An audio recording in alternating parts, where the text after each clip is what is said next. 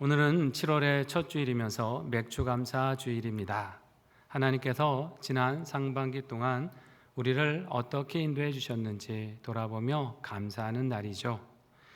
그런데 여러분, 지난 상반기를 돌아보시면 어떠셨습니까?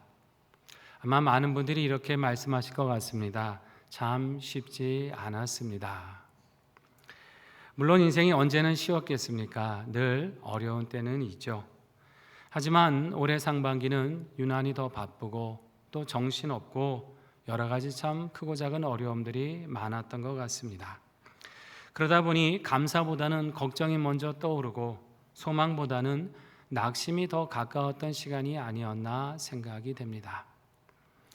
그래서 우리는 이런 질문을 하게 되죠. 이런 상황에서도 우리가 감사할 수 있을까? 이런 현실에서도 우리는 소망을 가질 수 있을까? 오늘 본문의 예레미야도 바로 그런 질문의 앞에 서 있었습니다. 그가 처한 현실은요, 사실 우리보다 더 절망적이었어요. 예루살렘 성은 다 무너졌습니다. 성전은 불타버렸고 백성들은 포로로 끌려갔어요. 나라를 잃었고 주권을 잃었고 미래를 잃어버렸어요. 그 땅에는 아무런 소망도 보이지 않았습니다. 그런데 놀랍게도 그 절망의 한가운데서 예레미야가 이런 고백을 합니다. 본문 20절 21절 말씀인데요. 함께 읽어볼까요? 내 마음이 그것을 기억하고 내가 낙심이 되오나 이것을 내가 내 마음에 담아두었더니 그것이 오히려 나의 소망이 되었사옴은. 아멘. 분명 예레미야나 유다 백성이 처한 현실은 재난이고 고난이었어요. 쓱과 담즙이라고 표현할 정도로 아주 아프고 쓰라렸습니다. 그런데 그 아프고 쓰라린 현실을 깊이 생각하면 할수록 오히려 소망이 생겼다라고 고백을 하죠.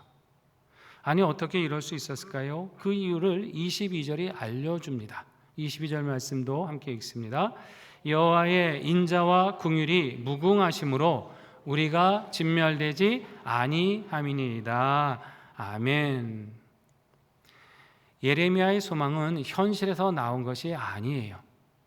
하나님이 어떤 분이신지를 기억하는 데서 나왔습니다. 바로 인자와 긍휼이 무궁하신 하나님이시라는 거예요. 여기서 인자는 헤세드라고 말하는데 이 헤세드는 하나님이 한번 맺으신 약속을 결코 변하지 않으시고 끝까지 지키시는 그 한결같은 사랑을 말씀하는 겁니다. 또 긍휼은 라함이라는 단어를 쓰는데 이거는 어머니의 태를 가리키는 말이에요. 여러분, 어머니가 자녀를 태에 품었을 때 어떡합니까? 자기 목숨처럼 사랑하고 지키잖아요. 그렇게 택하신 백성을 깊이 사랑하시고 모든 걸 다해 지키시는 하나님의 사랑을 바로 긍휼이라고 말합니다. 지금 예루살렘은 무너졌고요. 지금 성전은 사라졌잖아요. 자기들 지켜줄 왕도 없어졌어요. 그리고 모든 백성은 뿔뿔이 흩어져서 끌려갔습니다. 모든 것이 다 무너졌는데 딱 하나 무너지지 않은 게 있었어요. 하나님의 인자하심, 하나님의 긍휼하심은 무너지지 않았습니다. 예레미야는 폐허 속에서 그걸 깨달은 것입니다. 모든 걸 잃었다고 생각하는 그 순간에 기억이 난 것이에요. 모든 건 무너졌지만 하나님은 변하지 않으신다. 우리를 향한 하나님의 인자와 긍휼하심은 무궁하시다. 이것을 깨달은 것이죠. 평소에는 깊이 몰랐는지 모르지만 고난 속에서 그 고난이 깊어지다 보니까 하나님의 신실하심이 더 분명하게 보이더라는 거예요. 그래서 그는 무너진 현실보다 이제는 하나님의 인자하심을 바라보기 시작했어요. 자신을 둘러싼 절망적인 상황보다 하나님의 긍휼을 기억하기 시작했습니다. 그랬더니 어떻게 된 겁니까? 환경은 그대로인데 마음이 달라졌어요. 절망적인 상황으로 느껴졌는데 그것이 소망으로 바뀌기 시작했습니다. 사실 우리가 성경을 통해서 보지만 유다 백성들의 죄는요, 다 망한다 해도 할 말이 없는 죄였습니다. 그들이 얼마나 하나님을 거역했습니까? 계속해서 불순종하고 우상을 섬겼잖아요. 수많은 선지자를 보내셔서 하나님 돌아오라고 하셨지만 끝까지 그들은 거역했어요. 풍전등화의 위기 속에서도 하나님을 찾기보다 세상에서 도움을 구했습니다. 사실 그 죄는 다 망하고 멸망해도 할 말이 없는 거였어요. 그런데도 다 망하지 않고 그들이 아직 살아 있었다는 것이죠. 여러분, 이건 무엇을 의미합니까? 하나님의 자비하심이 하나님의 징계보다 더 크다는 사실이에요. 죄악 가운데 심판은 하시지만 그러나 그것이 목적이 아니라 긍휼과 자비를 베풀어서 그들을 구원하시려는 것이 하나님의 본 마음이시라는 겁니다. 그래서 예레미야는 그걸 깨닫게 되니까 절망 가운데서도 소망을 발견하기 시작합니다. 여러분, 예레미야의 이 고백이 오늘 저와 여러분의 고백이 되시기를 바랍니다. 성경은요, 우리에게 믿는 사람은 고난이 없다라고 말씀하지 않으세요. 오히려 우리에게 너의 그 아픔을 가지고 하나님께 나오라고 말씀하십니다. 살아가다 보면 우리 힘으로 도저히 해결하기 힘든 어려운 현실들이 있어요. 아무리 애쓰고 정말 노력을 다해도 바꿀 수 없는 상황도 만납니다.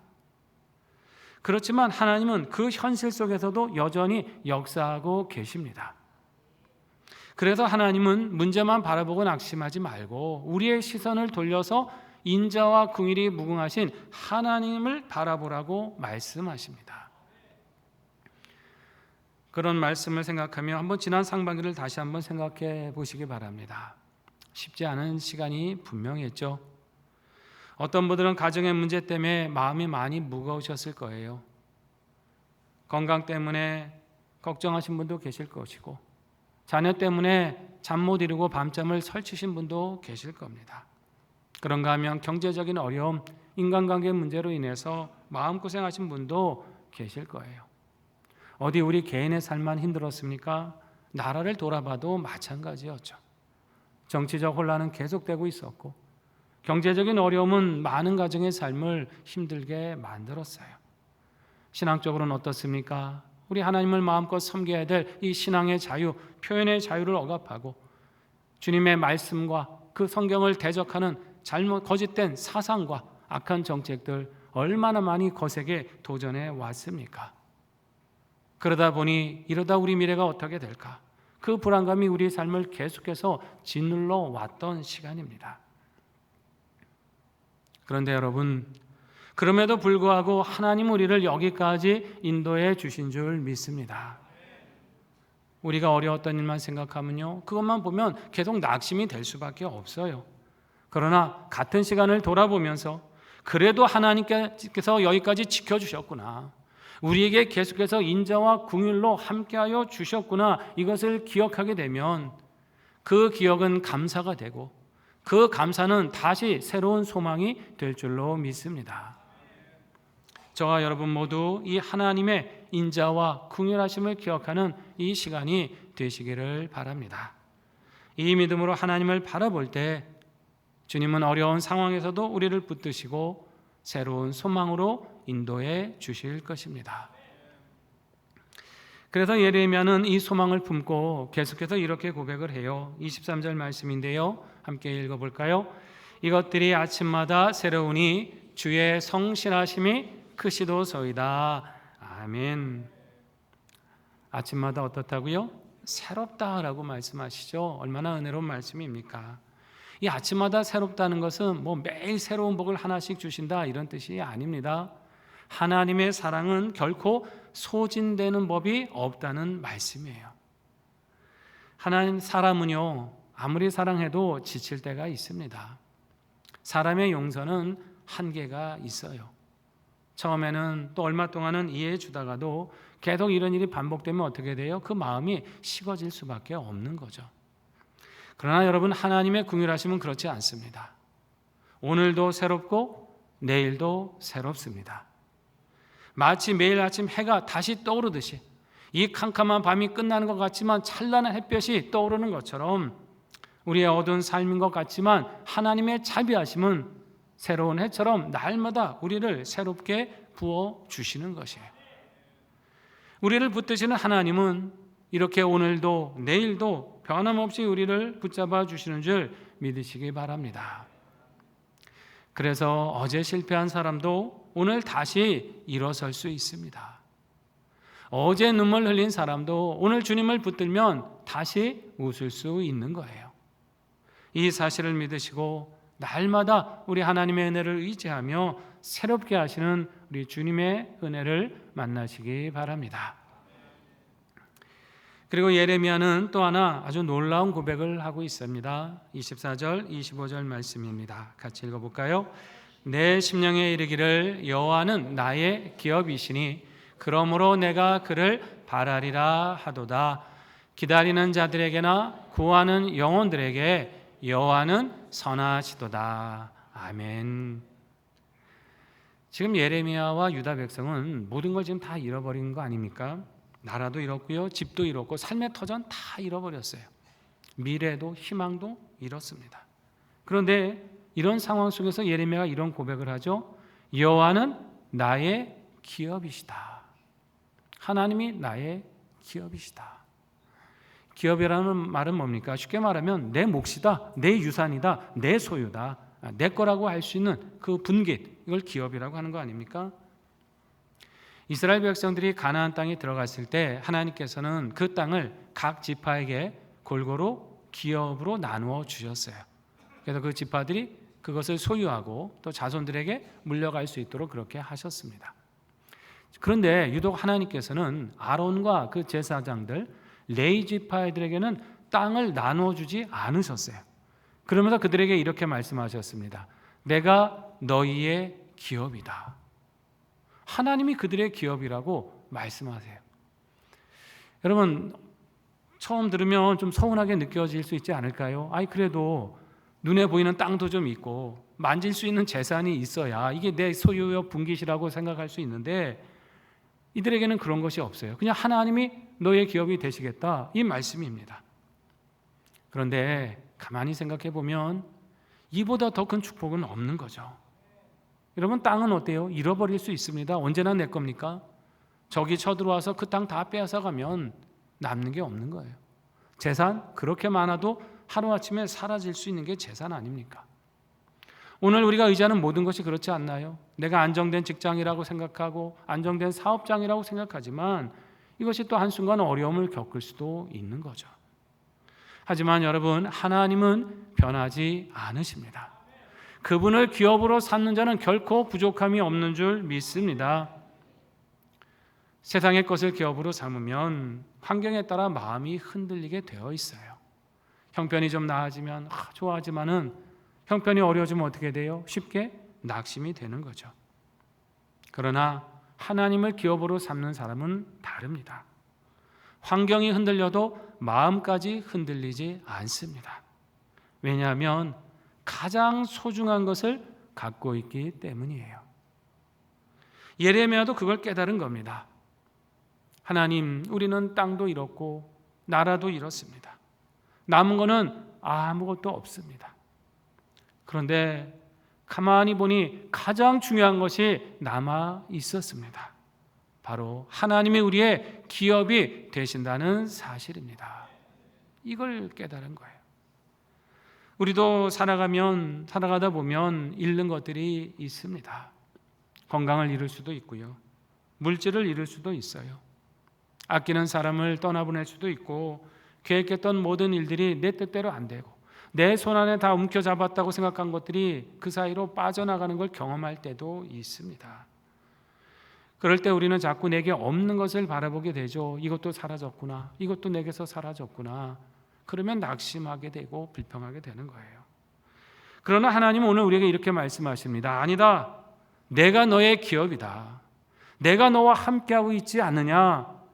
나로 충만한 삶을 살아라라고 말씀하세요.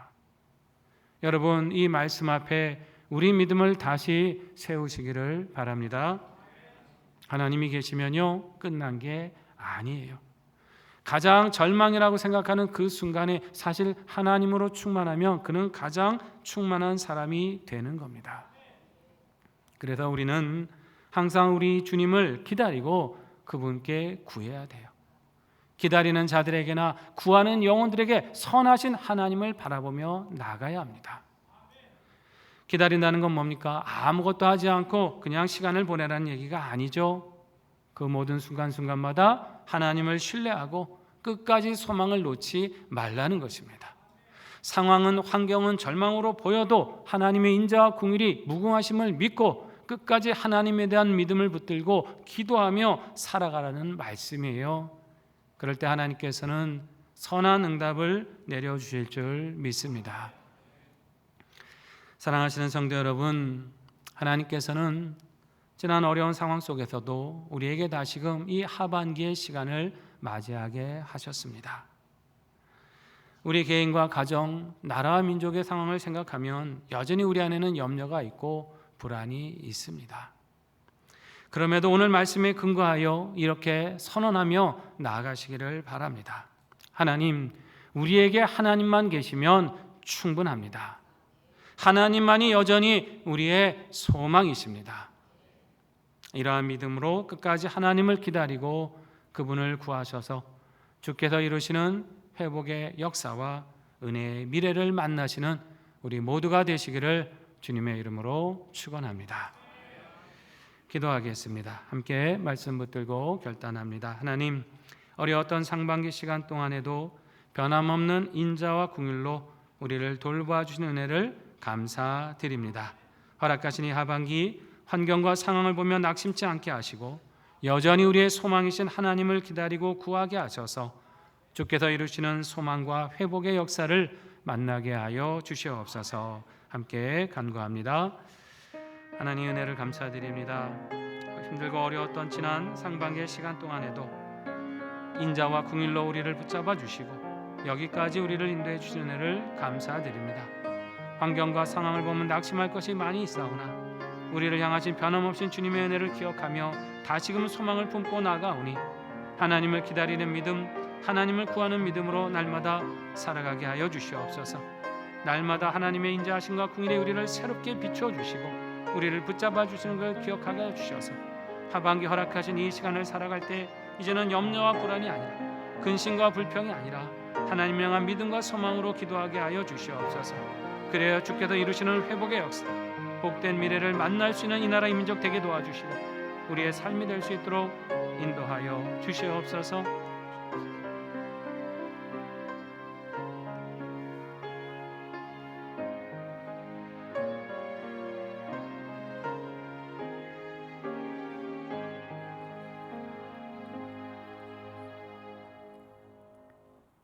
하나님, 어려운 지난 상반기 시간 동안에도 우리와 함께 하시고 돌봐 주신 은혜 감사드립니다.